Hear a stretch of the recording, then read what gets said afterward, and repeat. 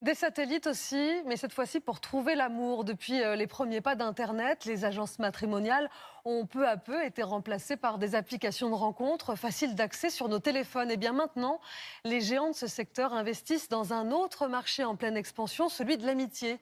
Ils vous proposent de créer du lien avec des personnes pour partager vos passions, pour voyager ou tout simplement pour passer des moments conviviaux.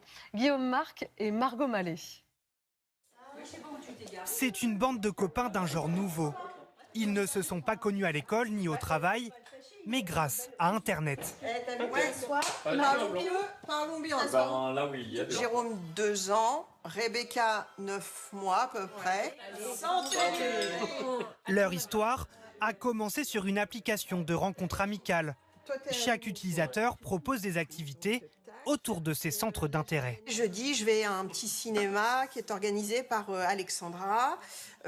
Samedi prochain, j'organise mon anniversaire. J'en suis à 838 rencontres. Une frénésie de rencontres comme un remède au coup dur de la vie. Autour de la table, tous sont divorcés ou séparés. J'ai beaucoup de personnes dans mon entourage.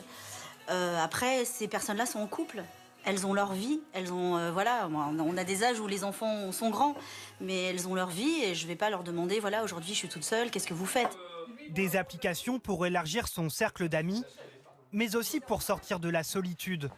Depuis son divorce l'année dernière, Jérémy Cailly ne voyait plus grand monde. Alors il y a quelques semaines, il a sauté le pas. Je vois que j'ai pas mal de sorties qui sont possibles près de chez moi, par exemple un tennis, faire du roller sur les quais de Rouen. Ce soir-là, il rejoint d'autres utilisateurs de l'application pour une soirée jeu de société. Et la formule fonctionne. Après quelques parties, Jérémy paraît totalement détendu. Ça permet de sortir en fait, c'est surtout ça. Ça fait du bien? Oui, mais complètement. Une dizaine d'applications ont été créées ces dernières années. Du simple dîner au karaoké, des soirées ciné, aux sorties course à pied.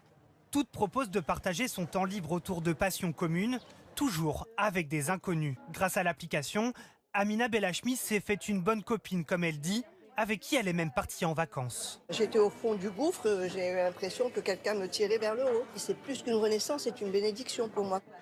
Les applications les plus populaires cumulent plus de 700 000 utilisateurs. Après la rencontre amoureuse, c'est bien le champ de l'amitié qu'elle semble en passe de bientôt conquérir.